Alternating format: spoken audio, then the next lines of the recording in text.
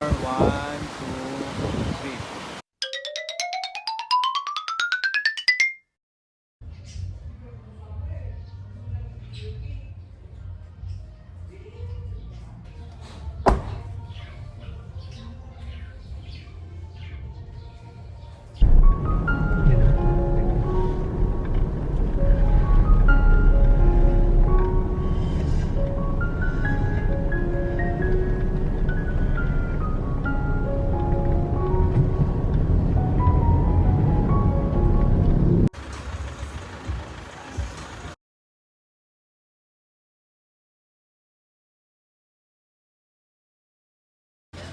One, two,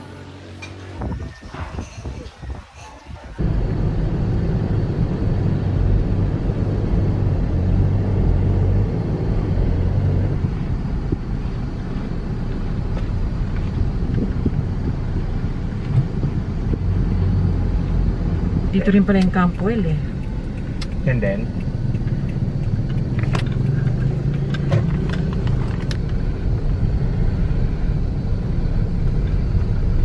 yan ang ano, yan ang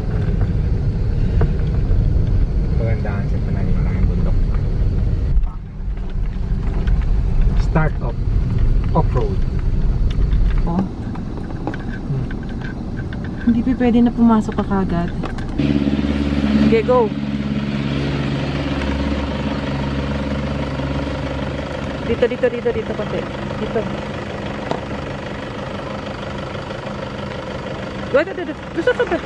Yan.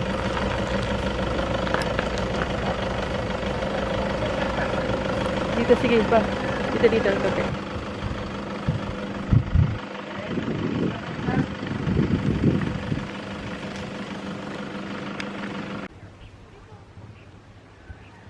Be, turo ka dito, be.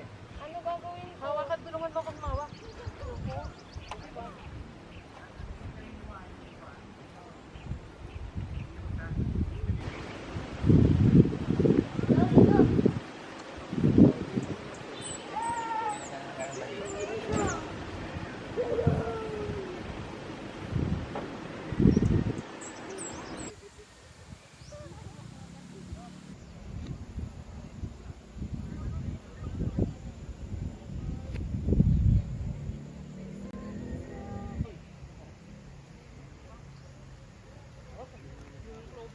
So, magandang hapon sa lahat. Magbagabi na pala. Oo nga, ano na, So, magsisix. nandito kami ngayon sa Hidden Stream Campsite, Tama po, Daraitan. Daraitan. Daraitan, Sitio Tanay. Alas Asin po. Okay. Daraitan. So, ito yung may-ari ng ng campsite. Ako po si Mark Luciano po, no? Taga Marikina po talaga kami. Taga Marikina. Ako nga pala si Dong Kuya ng Dong. ang Inhierong Lakwachero. Kayo po pala yun. Na actually na-introduce sa akin tong campsite ni GJ na kaibigan niyo. Kaibigan ko po. Oo. No, kaibigan niyo nung high school o High school po, yung misis ko po. si GJ, GJ. Salamat sa pag-introduce dito.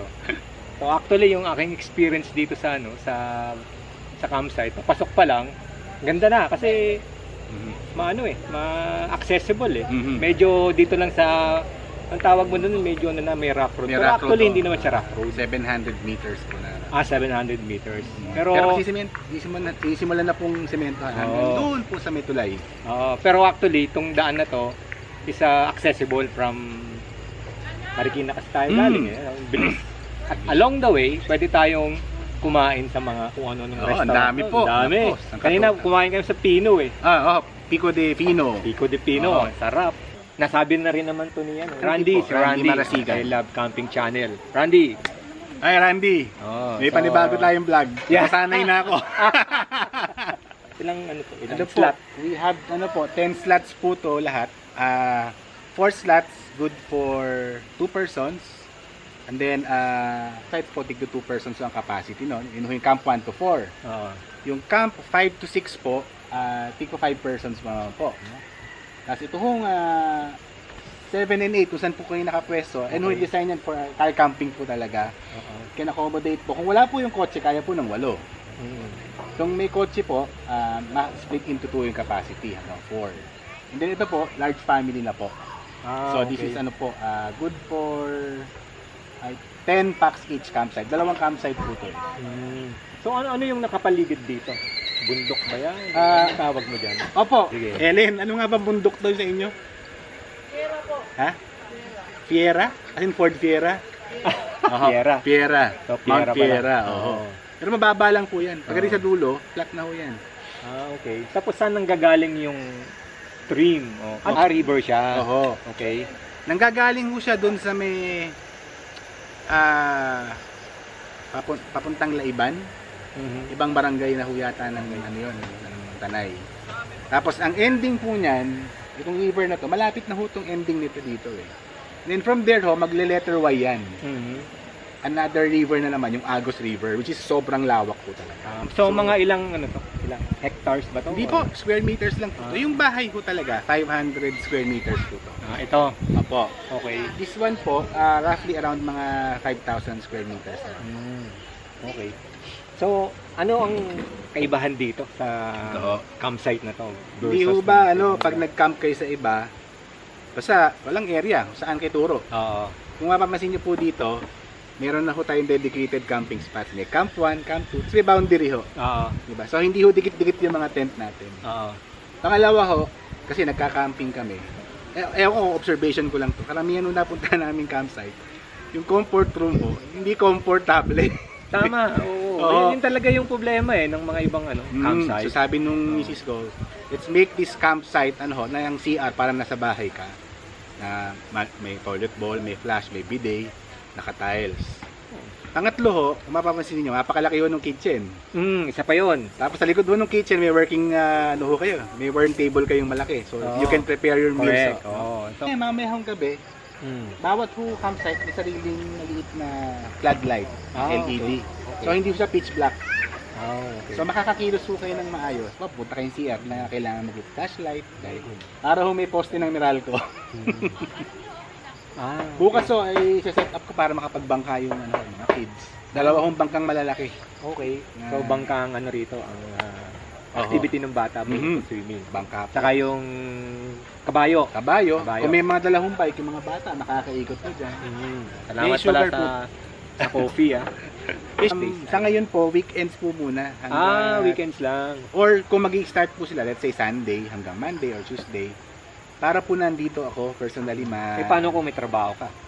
Pag Sabado, Linggo po, wala po akong pasok. Hindi, pag Monday, kunyari, Ayun at least na-set up ko na sila ng Saturday or Sunday. So, iwanan mo na lang. So yung Monday, meron po si Helen po. Si Helen ba saan nakatira yan? Yung bahay ni Helen, katapat lang mo nung campsite natin. Yun ho meron dong yun, bubong na kukubo. So hindi ho tayo bang nag-iisa tayo dito dahil nandun sila Helen. Yun nga ho inaano ko, habi ko, weekends muna tayo para yung campers, they can feel secured kasi nandito yung owner. Yes. Tsaka mabibrief po ng maayos. Wala hong hindi kayo nangangamba na ang dami yung agam-agam. Yun yung pwede na. Okay na siguro. Kasi magluluto pa ako sige po. ng Dinner. Maraming salamat, Mark, sa iyong panahon. Thank you. At hopefully makabalik din kami rito. Balik lang po kayo. So sa lalong madaling panahon kasi siyempre weekend lang tayo ngayon. Overnight lang. So at least na-experience natin yung camping life po. Camping life, yung kagandahan ng duga, yung serenity ng river. And syempre, yung kabaitan ng ating owner. Thank you po. Maraming salamat po sa lahat. Ano ang pangalan nyo? Dani. Danny. Dito ko kayo nakatira. Ayun ba? Kano nyo si Helen? Asawa ko po. Ay, ikaw ba yung asawa ni Helen? Di ikaw na pala nag-aalaga dito, nagbabantay.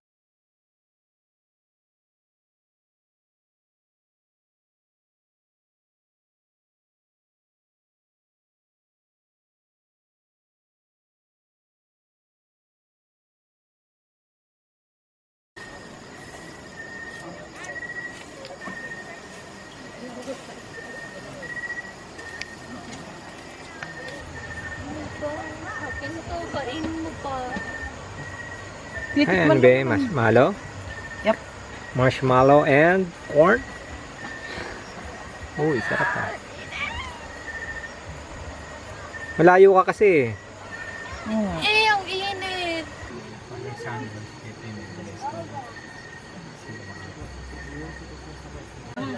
Sabay tayo mamaya. Ano ka ano? Pawisan tayo. Bayan ako. I-shower. Ha? Pa-shower. Saka may bidet. Pwede lang. Ang ganda. Effective. Ang ilaw. Cheers! Sanmig. Iba ang may pinagsama. Cheers!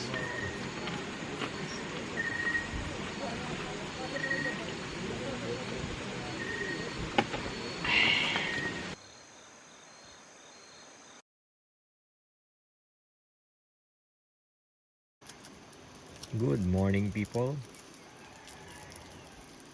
Breakfast time. Preparing the rice. Coffee. Coffee time is brought to you by UCC. Coffee of Japan. Ganda ng pagkakaluto ng kanin ngayon.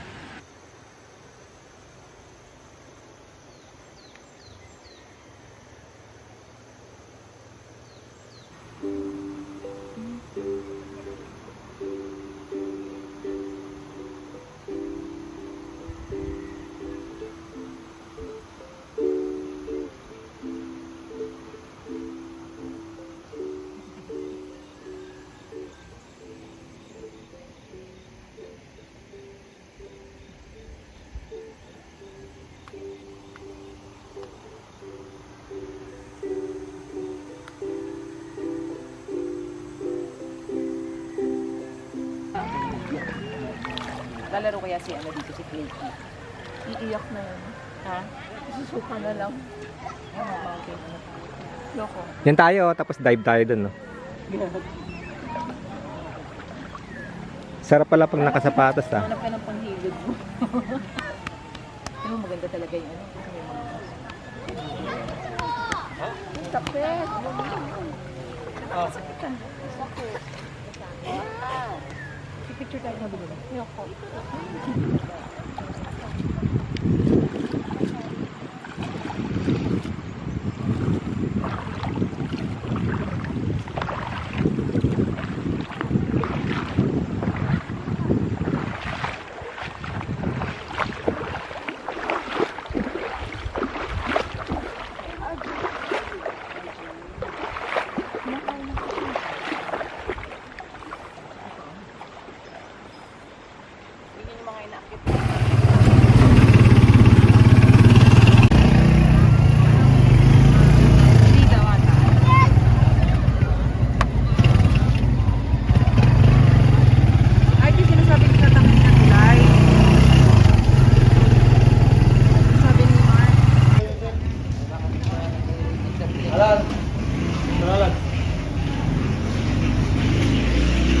Mga guide, ito po yung babaybayin natin. Ano po?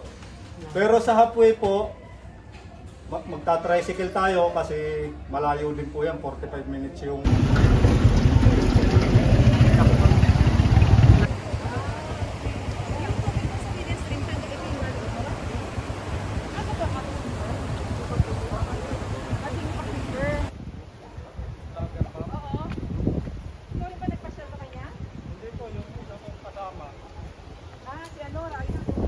Rock formation. Anong lugar na to? Ha? Daraitan pa rin? Daraitan pa po to. Pero pinipak mo yung ano.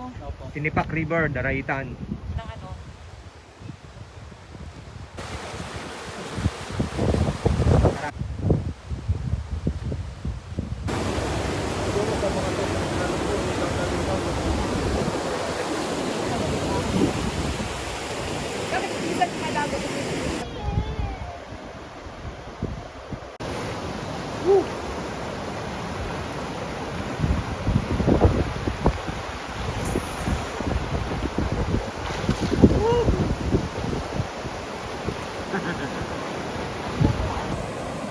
Babad. Babad yung katawan. Ha? Babad. 1, 2, 3. Oh, shoutout nga pala sa mga nanonood dito sa aming channel. Unang-una sino yun? Si Cat TV, Extreme Pam TV, si Pichi, si Conrad, Si si KK. Kate, KK. So, hello. Subscribe po kayo sa channel niya. Sa mga bagong subscribe. Salamat po. At dun sa mga bago lang dito sa channel, click subscribe button and click the notification bell para lagi kayong updated. Salamat po at sana nag-enjoy kayo sa aming video dito sa Hidden Stream. Hidden Stream. Hidden Stream campsite dito sa Tanay, Rizal. So, ang kasalita na naman si Wala akong magsasalita. Pinawisan ako. ang magsasalita na naman itong aking asawa, si Maylin, at saka si Rachel. Kasi panay ang tawa. Hello there. Salamat po sa mga nanood at subscribe para sa mga hindi pa nakakapag-subscribe.